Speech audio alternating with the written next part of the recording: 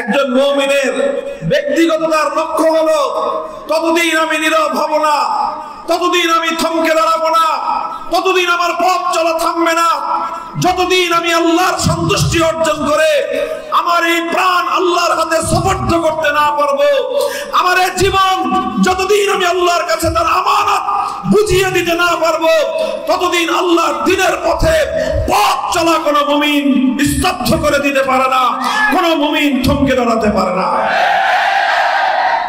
এটা হলো মুমিনের ব্যক্তিগত টার্গেট। আর মুমিন সমাজের একটা সমষ্টিগত একটা টার্গেট আছে, একটা সমষ্টিগত টার্গেট। সমষ্টিগত সম্মিলিত টার্গেটটা কি?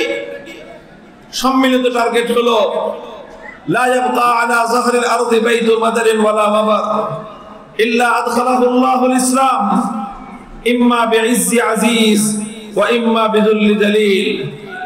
আল্লাহর পয়গম্বর বলেছেন, রাসূল আকরাম সাল্লাল্লাহু আলাইহি ওয়াসাল্লাম ভবিষ্যৎবাণী করেছেন যে আমার উম্মত, এই উম্মত পথ চলতে থাকবে, এই উম্মত আল্লাহর দ্বীনকে নিয়ে সামনে অগ্রসর হতে থাকবে, আর এই আল্লাহর দ্বীনকে আল্লাহ পাক দুনিয়াতে বিজয়ী করতে থাকবেন, আল্লাহর দ্বীনের এই দুনিয়াতে বিজয় প্রতিষ্ঠিত হতে থাকবে, দ্বীন এবং ইসলাম সামনে অগ্রসর হতে থাকবে। কত দূর অগ্রসর হবে? লা ইয়াবকা আলা যাহরিল আরদি বাইতু মাদারিন ওয়ালা ওয়াবার। এই পৃথিবীতে ভূপৃষ্ঠের মধ্যে কোন একটি ঘর অবশিষ্ট থাকবে না, চাই সেটা কোন শহর অঞ্চলে আকাশ ছোঁয়া অট্টালিকা হোক, অথবা সেটা কোন নিভৃত কোন পল্লী গায়ের ভাঙ্গা কুড়ে ঘর হোক, সেটা কোন বেদুইনের সেই মরুভূমিতে একটি তাঁবুর ঘর হোক, অথবা কোন বেদে পল্লীর একটি নৌকার ছাউনি হোক, আদখালাহুল্লাহুল ইসলাম। প্রতিটি ঘরে ঘরে আমার আল্লাহ পাক রব্বুল আলামিন ইসলামকে বিজয়ী বেশে প্রবেশ করাবেন। প্রতিটি ঘরের মাথার উপর কালেমার পতাকা উঠবে। ইসলামের চূড়ান্ত বিজয় तमाम পৃথিবীর সমস্ত তাগুতি শক্তি ঐক্যবদ্ধ হয়ে রুখে দাঁড়াতে পারবে না ইনশাআল্লাহ। মুহতারাম হাজিরিন,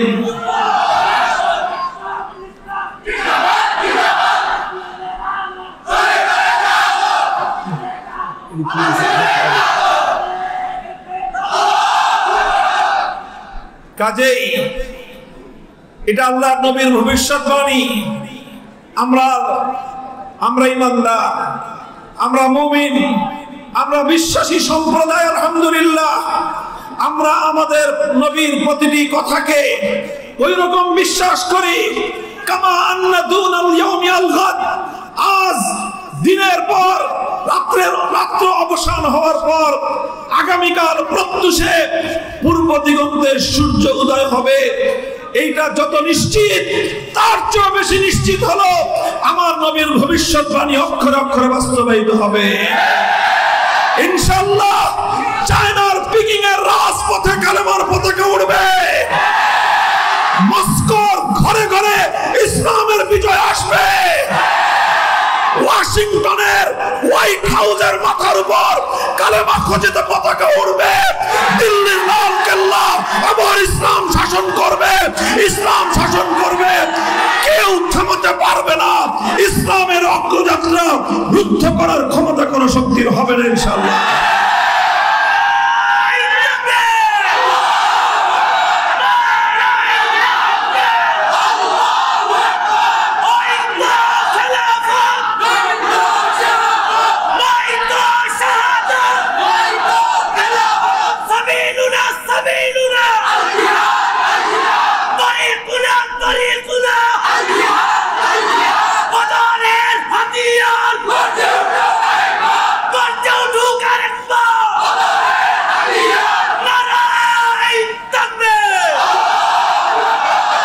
সুতরাং আমাদের দুটি গন্তব্য, একটা হলো প্রত্যেক ব্যক্তির পার্সোনাল গন্তব্য, তার ব্যক্তিগত গন্তব্য।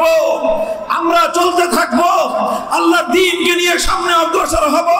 দ্বীনের পথে চলতে চলতে যদি কোনোদিন জালিমের বুলেট আমার বুকে বিদ্ধ হয়, কোনোদিন যদি আমি আল্লাহর রাহে শাহাদাতের সুধা যদি আমার সামনে চলে আসে, আমি যদি অবস্থায় বুলেট বিদ্ধ হয়ে আমার আমার লাশ খোদার জমিনে যদি পড়ে যায়, মরতে মরতে লাশ পড়ে যাওয়ার সময়ও হামাগুড়ি দিয়ে দিনের ঠান্ডা নিয়ে আমরা সামনে অগ্রসর হব। হাত্তা ইয়াকুনা মুনতাহাহুল জান্নাহ, যতদিন আল্লাহর জান্নাত কনফার্ম না হচ্ছে ততদিন আমাদের পথ চলায় ক্লান্তি আসতে পারে না, আমাদের পথ চলা থেমে যেতে পারে না। আর আমাদের সম্মিলিত উম্মাহ টার্গেট হলো পৃথিবীর 1 ইঞ্চি মাটি যতদিন অবশিষ্ট থাকবে যেখানে আল্লাহর কোরআনের বিধান বাস্তবায়িত না হবে, যতদিন এই ভূখণ্ডে গোটাই পৃথিবীতে 1 ইঞ্চি জমিন এমন থাকবে যেখানে আমার আল্লাহর প্রদত্ত বিধান বাস্তবায়িত হবে না, আল্লাহর কোরআনের শাসন কায়েম হবে না, খেলাফত বাস্তবায়িত হবে না, ততদিন পর্যন্ত আমাদের লড়াই চলছে, চলতেই থাকবে ইনশাআল্লাহ। মুহতারাম হাজিরিন, এটা রাসূল আকরাম সাল্লাল্লাহু আলাইহি ওয়াসাল্লামের নির্দেশনা উম্মতের প্রতি। এটা উম্মতের শুধুমাত্র উম্মতের প্রতি আল্লাহর নবীর মৌখিক নির্দেশনা, শুধু সেটাই নয়, বরং এটাই আমরা যদি আমাদের নবীর পবিত্র সিরাতকে যদি আমরা অধ্যয়ন করি, আল্লাহর নবীর নবুয়তের 23 সালা জিন্দেগির যদি আমরা একটু পর্যালোচনা করি, তাহলে আমাদের সামনে সিরাতুন নবীর যেই চিত্র ভেসে উঠবে, নবীর জীবনের পাতাগুলো যেগুলো আমাদের সামনে উদ্ভাসিত হয়ে উঠবে, আমরা সেখান থেকেও এরই বাস্তব দৃষ্টান্ত আমরা খুঁজে পাবো। নবী আকরাম সাল্লাল্লাহু আলাইহি ওয়াসাল্লাম তার জীবন চলার পথে কোন স্তরে গিয়ে থেমে যাননি, বরং প্রতিটি স্তর অতিক্রম করার পরে সামনের টার্গেটকে সামনে রেখে নবীজি দুর্বার গতিতে সামনের দিকে অগ্রসর হয়ে গিয়েছেন। আমরা যদি আল্লাহর পয়গম্বরের নবুয়তের জীবনটাকে একটু এক নজর এর উপরে একটা সাধারণ দৃষ্টি বলাই, আমরা দেখব যে নবী আকরাম সাল্লাল্লাহু আলাইহি ওয়াসাল্লাম হিরার গুহায় ওহীর আলো পেলেন, ওহী নাজিল হলো, তাওহীদের পয়গাম তিনি লাভ করলেন, আল্লাহর পক্ষ থেকে হুকুম হলো, হে নবী আপনি আল্লাহর এই একত্ববাদের পয়গাম দুনিয়ার মানুষের কাছে আপনি প্রচার করুন। নবী আকরাম সাল্লাল্লাহু আলাইহি ওয়াসাল্লাম নবুয়ত লাভ করার সাথে সাথে তিনি একত্ববাদ তাওহীদের প্রচার শুরু করলেন। তিনি মক্কায় গোটা মক্কাবাসীকে একত্রিত করলেন, তাদেরকে বললেন, ইয়া আইয়ুহান নাস কুলু লা ইলাহা ইল্লাল্লাহ তুফলিহু, হে আমার জাতি, হে মক্কার অধিবাসী, হে আমার কুরাইশের ভাই বোনেরা, তোমরা লা ইলাহা ইল্লাল্লাহ বলো, এক আল্লাহর একত্ববাদের সামনে মাথা নত করো, সফলতা এবং কামিয়াবির একমাত্র পথ, এছাড়া মুক্তি এবং সফলতার ভিন্ন কোনো পথ নাই। নবীজি দাওয়াত দিলেন, দাওয়াত দেওয়ার সাথে সাথে মক্কার সব মানুষ আনন্দেই দাওয়াত গ্রহণ করেছিল, ব্যাপারটা এমন ছিল না, খুব সহজ এবং মসৃণ কোনো পথ ছিল না। আল্লাহর নবী দাওয়াত দেওয়ার সাথে সাথে অপর প্রান্ত থেকে আবু লাহাব দাঁড়িয়ে গেল, বলল তাব্বান লাকা সাইরাল ইয়াওমা লিহাযা জামাআতানা, বলল মুহাম্মদ তুমি ধ্বংস হও, তুমি আমাদেরকে এমন এক আহ্বান জানাচ্ছ, আমাদের পূর্বপুরুষদের ঐতিহ্যের ধর্ম আমাদেরকে ত্যাগ করতে হবে, তুমি ধ্বংস হয়ে যাও। আল্লাহর নবীর সামনে প্রতিবন্ধকতার পাহাড় তৈরি করে দেয়া হলো। আমার নবী নিজের চারিদিকে, নিজের গোত্রে, নিজের বংশে, নিজের পাড়ায়, নিজের মহল্লায়, নিজের গোত্রে, নিজের শহরে প্রতিটি স্তরে স্তরে বাধার সম্মুখীন হলেন। কিন্তু ইতিহাস বলে বাধা যত বড়ই বাধা আসুক না কেন, দুর্ভেদ্য প্রাচীর তারা তৈরি করুক না কেন, কোন বাধার প্রাচীর আমার নবীর সামনে চলার পথকে থমকে দিতে পারে না। কি না করেছে মক্কার মাটিতে, নবীজির বিরুদ্ধে যত ধরনের ষড়যন্ত্র হতে পারে, যত ধরনের জুলুম, অন্যায়, অবিচারের স্টিমরোলার তারা পরিচালনা করেছে, নবী আকরাম সাল্লাল্লাহু আলাইহি ওয়াসাল্লাম সকল বাধার পাহাড় ডিঙ্গিয়ে নবীজি তাওহীদ একত্ববাদের দাওয়াতের মিশন নিয়ে সামনে অগ্রসর হয়েছেন। আলহামদুলিল্লাহ। আমার নবী রাতের অন্ধকারে দাওয়াত দিয়েছেন, দিনের আলোয় দাওয়াত দিয়েছেন। দাওয়াতের মাধ্যমে যারা কালেমা পড়তো সঙ্গে সঙ্গে তাদের জন্য উন্নতির ব্যবস্থা করেছেন। হযরত আরকাম ইবনে আবিল আরকাম রাদিয়াল্লাহু তাআলা আনহুর বাড়িতে দারে আরকাম মাদ্রাসা কায়েম করলেন, শিক্ষা ব্যবস্থা প্রতিষ্ঠা করলেন। যারা কালেমা পড়ে দিনের আলোতে রাতের অন্ধকারে তাদেরকে নিয়ে আল্লাহর নবী দ্বীনের তালিমের ব্যবস্থা করলেন। মক্কার এই দুরাচারদের দৃষ্টি এড়িয়ে অতি সংগোপনে হলেও আমার নবী দ্বীনের তালিম চালিয়ে গিয়েছেন। একদিকে দাওয়াত চলেছে, আর একদিকে তালিম চলেছে। একদিকে মানুষের কাছে আহ্বান পৌঁছানো হয়েছে, আরেকদিকে যারা আহ্বান গ্রহণ করেছে তাদেরকে দ্বীন শিক্ষা দেওয়ার জন্য নবী আকরাম সাল্লাল্লাহু আলাইহি ওয়াসাল্লাম ব্যবস্থা গ্রহণ করেছেন। পথ চলেছেন, থমকে যান নাই, পথ চলেছেন। নবীজি কোনদিন বাধার সামনে মাথা নোয়ান নাই। মক্কার কুরাইশরা জুলুম অত্যাচারের স্টিম রোলার গুলো পরিচালনা করলো। নবীজির হাতে হাত রেখে যে সকল সাহাবায়ে কেরাম দ্বীন গ্রহণ করেছিলেন তাদের উপর কি বর্বর নৃশংসতা পরিচালনা করা হয়েছে ইতিহাস আমরা সকলেই জানি। বেলালে হাবাসীর মতো অনেক মানুষের উপর মরুভূমির উত্তপ্ত বালুকার উপর চিৎ করে শোয়ে বুকের উপর পাথর চাপা দিয়ে রাখা হয়েছে। খাব্বাব ইবনুল আরাব রাদিয়াল্লাহু আনহুর মতো অনেকের উপর এমন নির্যাতন চালানো হয়েছে, জ্বলন্ত আগুনের উপর শোয়ে রাখা হয়েছে জীবন্ত মানুষকে। সেই আগুনে চামড়া পড়েছে, গোশত পড়েছে, হাড্ডি পর্যন্ত সে আগুন পৌঁছে গিয়েছে। চামড়া, গোশত, চর্বি গলে গলে সে আগুন নিভে গিয়েছে, কিন্তু পাষণ্ডদের হৃদয়ে এতটুকু দয়া উদ্রেক হয়নি।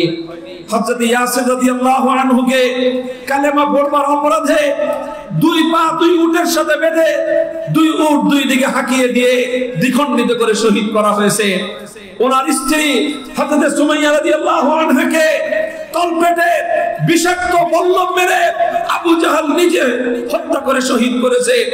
তাদের সন্তান হযরত আম্মার রাদিয়াল্লাহু আনহুকে পায়ে দড়ি বেঁধে মাথা নিচের দিকে দিয়ে কূপের মধ্যে ঘন্টার পর ঘন্টা ঝুলিয়ে রেখেছে। ইতিহাসের পরবর্তী সকল অধ্যায়গুলো মক্কার মাটিতে রচিত হয়েছে। সাহাবায়ে কেরাম আল্লাহর নবীর সঙ্গে জীবনের সকল অন্যায় অবিচারগুলো তারা বরদাস্ত করে নিয়েছেন, কিন্তু নবীজি কোনোদিন এতটুকু দুর্বলতা প্রদর্শন করেননি। সাহাবায়ে কেরামও কেউ এক চুল পরিমাণ পিছপা হয়নি। শুধু সাহাবীরা নির্যাতনের সম্মুখীন হয়েছেন তাই নয়, নবীজি নিজেও বাইতুল্লাহর সামনে নামাজ পড়তেছেন, আবু জাহাল পেছন থেকে এসে গলায় গামছা পেঁচিয়ে নবীজিকে শ্বাসরুদ্ধ করে হত্যার চেষ্টা করেছে। নবীজি সিজদায় লুটিয়ে পড়েছেন। উকবা ইবনে আবি মুআইদ উটের ঘুরিয়ে এনে আমার নবীর মাথার উপর ছুঁড়ে মেরেছে। নবীজি মাটি থেকে মাথা তুলতে পারেন না, এমন দুরবস্থার সম্মুখীন হয়েছেন। সব প্রতিকূলতা পেরিয়ে নবীজি সামনে এগিয়ে গিয়েছেন। কোনদিন এই অত্যাচার, এই জুলুম, এই নির্যাতন, এই হত্যাকাণ্ড, এই রক্তের স্রোত কোনো কিছুই আমার নবীকে তার অভিষ্ট লক্ষ্য করে চলার ক্ষেত্রে এক মুহূর্তের জন্য নবীর পথায় বাধা তৈরি করতে পারে না। 10 বছর এই অবস্থায় চলার পর নবী আকরাম সাল্লাল্লাহু আলাইহি ওয়াসাল্লাম বুঝতে পারলেন যে মক্কায় আল্লাহ পাক যাদের কপালে হেদায়েত রেখেছিলেন তারা ইতিমধ্যে হেদায়েত কবুল করেছে। মক্কার মাটিতে আর খুব বেশি মানুষের হেদায়েতের আশা করা যায় না। নবীজি নতুন সন্ধান করলেন। মক্কার মানুষ থেকে তিনি হতাশ হয়ে, নিরাশ হয়ে তিনি এবার নতুন জনপদের সন্ধান করলেন। তায়েফের মাঠে গেলেন। 1 মাস পর্যন্ত নবী দোজাহান মুবাল্লিগে ইসলাম, দাইয়ে ইসলাম মুহাম্মদুর রাসূলুল্লাহ সাল্লাল্লাহু আলাইহি ওয়াসাল্লাম তায়েফে এমন দাওয়াতের অভিযান পরিচালনা করেছেন। ইতিহাস আমরা জানি। হযরত আয়েশা রাদিয়াল্লাহু আনহা একবার নবীজিকে জিজ্ঞাসা করেছিলেন, ইয়া রাসূলুল্লাহ, আপনি তো ইসলামের জন্য অনেক জুলুম নির্যাতন সহ্য করেছেন, সবচেয়ে মর্মান্তিক দিবস আপনার কোনটা ছিল? কোন দিন আপনি সবচেয়ে বেশি আল্লাহর দ্বীনের জন্য জুলুম এবং নির্যাতনের মুখোমুখি হয়েছেন? নবীজি বলেন যে তায়েফে যখন আমি 1 মাস পর্যন্ত সকাল থেকে রাত পর্যন্ত তায়েফের এই বেঈমানদের কাছে দ্বীনের দাওয়াত নিয়ে যেতাম। এই দুরাচাররা ঈমান গ্রহণ করবে তো দূরের কথা, তারা কেউ একটা মানুষ, নট এ সিঙ্গেল পারসন, একটা মানুষও কালেমা পড়লো না। অথচ কালেমা তো পড়লোই না, উপরন্তু তারা মক্কা তায়েফের সকল দুরাচার দুষ্ট সন্ত্রাসীদেরকে আমার উপর লেলিয়ে দিল। আর আমি যখন পথ চলতাম, পাথরের বৃষ্টি আমার উপর বর্ষিত হতো, পাথরের আঘাতে আঘাতে মাথা থেকে পা পর্যন্ত ক্ষত বিক্ষত হয়ে রক্ত পড়তে পড়তে আমি বেহুশ হয়ে জমিনে পড়ে যেতাম। তখন তায়েফের বয়স্ক কিছু লোক এসে আমাকে 2 হাত ধরে উঠিয়ে দিয়ে বলতো, আপনি সামনে চলে যান। আমি আবার কদম সামনে বাড়ানোর সাথে সাথেই ওই লোকগুলোই আবার তাদের দুষ্ট সেই সন্ত্রাসীদেরকে উস্কানি দিত যে আবার তোমরা পাথর মারো। এইভাবে আল্লাহর নবীর সঙ্গে তার রক্ত ঝরিয়ে, সর্বাঙ্গ শরীর থেকে রক্ত ঝরিয়ে ক্ষত বিক্ষত করে তারা ক্ষান্ত হয় নাই, চূড়ান্ত নির্মম পরিহাস তারা করেছে। মুহতারাম হাজিরিন, মনে পড়ে যায় এই সেদিনের কথাও। শাপলা চত্বরে আমাদের রক্ত ঝরানো হলো, নবী প্রেমিকদের বুকের উপর জালিমের বুলেটের আঘাত এসে আছড়ে পড়লো, যাত্রা হয়ে গেল বহু নবী প্রেমিকদের এই দেহ জমিনে লুটিয়ে পড়লো। শাপলা চত্বর রঞ্জিত হলো, ঢাকার রাজপথ রঞ্জিত হলো, আমার ভাইদের লাশ মুখ থুবড়ে আল্লাহর জমিনে পড়ে থাকলো। আর তাদের এই রক্ত ঝরানোর পর এক লেডি ফেরাউন জাতীয় সংসদে দাঁড়িয়ে শাহাদাতের রক্তের সঙ্গে নির্মম উপহাস করে বলল, শাপলা চত্বরে কেউ মারা যায় নাই, সব বুকে রং মেখে শুয়েছিল। এর চেয়ে বড় নির্মম পরিহাস আর কি হতে পারে? জীবন্ত লাশ পড়ে আছে। 13ই মে 2013 সাল বিকাল থেকে নিয়ে পরের দিন ফজর পর্যন্ত হেফাজতে ইসলামের মঞ্চের সামনে 4-4টি লাশ পড়েছিল। হাজার হাজার মানুষ দেখেছে, সারা দুনিয়ার মানুষ এইটা বিভিন্ন তার সচিত্র প্রতিবেদন দেখেছে, সেই লাশগুলো লক্ষ মানুষ দেখেছে। অথচ এর পরেও আমরা এমন এক শাসকের সময় অতিক্রম করে এসেছি, এই রকম জল জ্যান্ত দিবালোকের মতো দিন দুপুরের সূর্যকে অস্বীকার করার মতো শাপলা চত্বরে হত্যাকাণ্ডকে অস্বীকার করেছিল। মুহতারাম হাজিরিন, এগুলো নতুন কোনো ইতিহাস নয়। হত্যা করে মুসলমানদেরকে শহীদ করে আবার সেই শাহাদাতের রক্ত নিয়ে উপহাস করা, এটা পৃথিবীর ইতিহাসের নির্মমতম বর্বরতা। ইতিহাসে নির্মমতম বর্বরতার সম্মুখীন হয়েছিলেন আল্লাহর নবী তায়েফের রণাঙ্গনে, তায়েফের ময়দানে। আমরা সেই নির্মম বর্বরতার সম্মুখীন হয়েছিলাম 2013 সালের শাপলা চত্বরে। থমকে যাননি আল্লাহর নবী, তায়েফ থেকে ফিরে এলেন, একজন মানুষও কালেমা পড়ে নাই। মক্কার মানুষ থেকে হতাশ হলেন, তায়েফে গেলেন একটা আশা নিয়ে, একটা স্বপ্ন নিয়ে। সে আশা পূরণ হলো না, সে স্বপ্ন বাস্তবায়িত হলো না। এরপরে নবীজি কি করলেন? হতাশ হয়ে হাত পা ছেড়ে দিলেন। বলেন, হতাশ হয়ে হাত পা ছেড়ে দিলেন? তিনি কি সিদ্ধান্ত নিলেন যে আর কাজ হবে না, কাজে এর চেষ্টা করে লাভ নাই, এমন সিদ্ধান্ত নিয়েছিলেন? আমার নবীজি বললেন যে না, মক্কায় হয় নাই, তায়েফে গিয়েছি, তায়েফে হয় নাই, নতুন কোন জনপদ আমার আল্লাহ ইসলামের জন্য প্রস্তুত করে দেবেন ইনশাআল্লাহ। নবীজি হজের মৌসুম আসলো, আমার নবী নতুন মানুষের সন্ধান করতে লাগলেন। আল্লাহর মেহেরবানি, এই বছরটাতেই ইয়াসরিব থেকে 6 জন ব্যক্তি তারা এলেন মিনায় আকাবায়। নবীর সঙ্গে তাদের সাক্ষাৎ হলো, নবীজি তাদের সামনে ইসলাম এবং তাওহীদের দাওয়াত দিলেন। সঙ্গে সঙ্গে 6 জন মানুষ কালেমা পড়ে ইসলাম কবুল করলো। এক মাসে তায়েফে একটা বেঈমানকে কালেমা পড়াতে পারেন নাই, অথচ মক্কায় এসে তার ফলাফল পেলেন তিনি। রক্ত দিলেন তায়েফে, সে রক্ত সফল হলো মক্কার মাটিতে।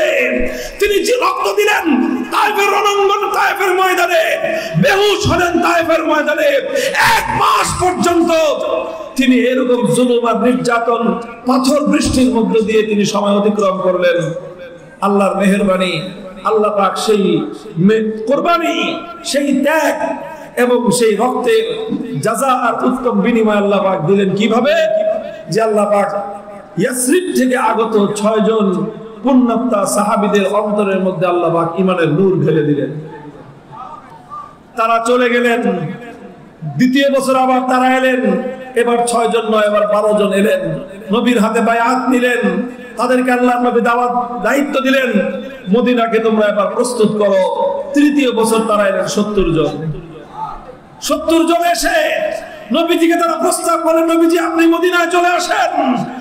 আমরা মদিনার মানুষ, আপনার ডানে বামে সামনে পিছনে চতুর্দিক থেকে আমরা আপনার মিশনকে আমাদের জীবনের মিশন বানাবো। ইসলামকে আমরা মদিনাতে কায়েম করে বাস্তবায়িত করে মদিনাকে আমরা ইসলামের ভূমি হিসেবে আমরা প্রতিষ্ঠিত করবো ইনশাআল্লাহ। নবীজি গ্রহণ করলেন তাদের অফার, হিজরত করলেন। আমার নবী মক্কায় হয় নাই, তায়েফে হয় নাই, থেমে যান নাই, হিজরত করলেন মদিনায়। মদিনায় হিজরত করার পর একটা অনুকূল পরিবেশ হলো। ইহুদি, পত্তলিক, মুশরিক আর ঈমানদার 3 জাতির মধ্যে শান্তিপূর্ণ সহাবস্থানের চুক্তি হলো। ইতিহাসে যেটাকে বলা হয় মদিনা সনদ। মদিনা সনদের ভিত্তিতে নবীজি মদিনায় একটা শান্তির পরিবেশ পেলেন।